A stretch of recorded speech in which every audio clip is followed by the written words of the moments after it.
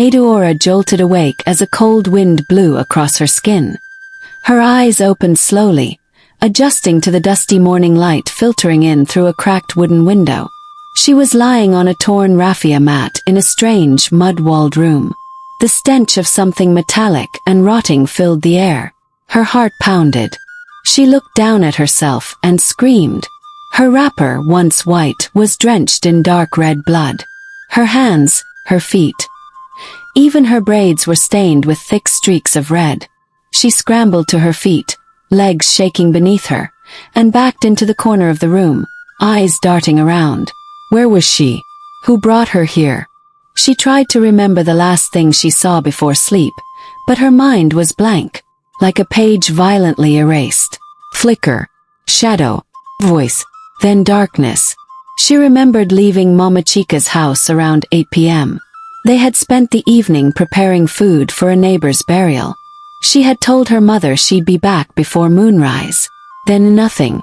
Now, her heart raced with every heartbeat, and fear clutched her throat. She pushed open the door of the hut. Morning mist greeted her, swirling through the bushes like spirits. The path ahead was unfamiliar, overgrown and broken. But in the distance, she saw the silhouette of her village, Amuzu. Somehow, she had woken up in the abandoned outskirts, where no one lived anymore, where ghosts were said to dwell. As she walked barefoot back toward the village, her ears picked up distant cries, wails, a woman sobbing. Then a bell. Then silence. By the time she entered the main square, all eyes turned to her. The market had stopped. Women gasped. Children clung to their mothers. A man dropped his basket of snails.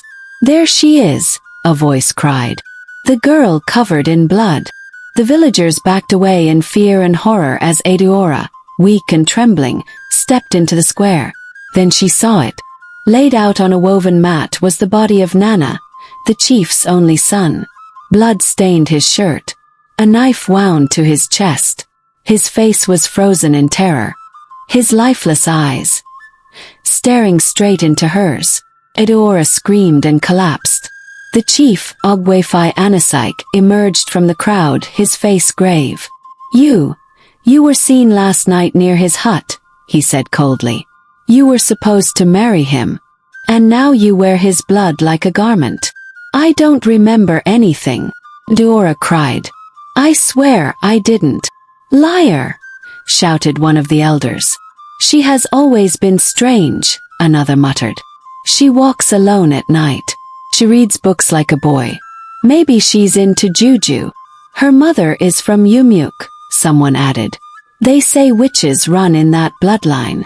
The villagers murmured in agreement. Her mother arrived, pushing through the crowd. No, please. My daughter is not capable of this. But even she stared at the bloodstains with fear in her eyes. Adaora was seized by two village youths. She must face the gods, the elders declared. If she is innocent, let the spirits prove it. Adaora was taken to the sacred grove, tied to a tree, and left under the gaze of the Aikna statue. No one was allowed near her. No food. No water. Just silence. That night she heard things. Footsteps in the dark, whispers in the leaves, and the voice of her late grandmother calling her name. Her memories returned in fragments. Nana begging someone to let him go. The glint of a blade. A woman's perfume. A sharp blow to her head. And then a memory clear as day. A red scarf dropping from someone's head. And a deep, familiar laugh. By morning, a storm had broken out. Thunder roared like the gods themselves were angry. The elders came to fetch her. But before they could speak, an unexpected witness arrived. Obina, Adaora's younger brother, stepped forward, holding Nana's old diary. He gave this to Adaora before he died, Obina said, voice shaking. She forgot it in her bag. He wrote that someone in his own family was threatening him. The chief snatched the diary and read aloud. If anything happens to me, tell Adaora to trust no one. Mama Ifioma warned me not to expose what I know about the land deals. I think she would do anything to stop me, even kill me. The crowd gasped. Mama Ifeoma was the chief's second wife. Elegant, respected, and feared.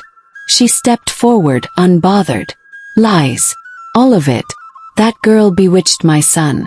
That book is fake. But Adaora had something else. A torn red scarf she found behind the hut she'd woken up in. It matched Mama Ifeoma's wrapper exactly. A young hunter, Ikeen, came forward as well.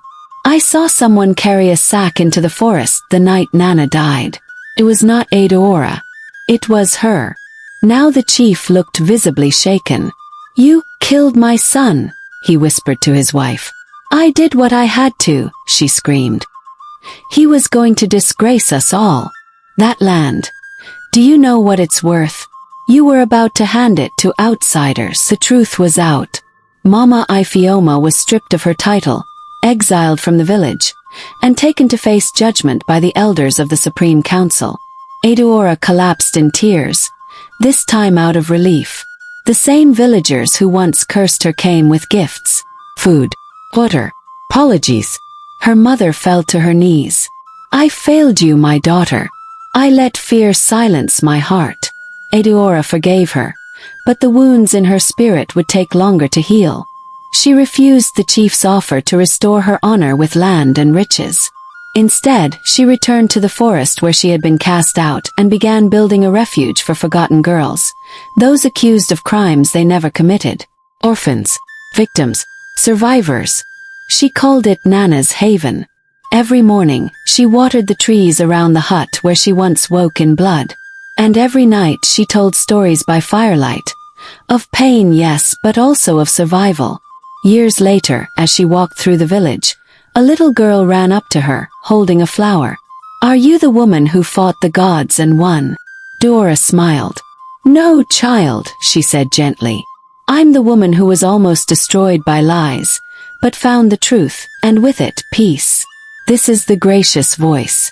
Studio Microphone. If this story touched your soul, don't forget to like, comment, and subscribe. Your support helps keep these stories alive. Share this with someone who needs a voice of hope.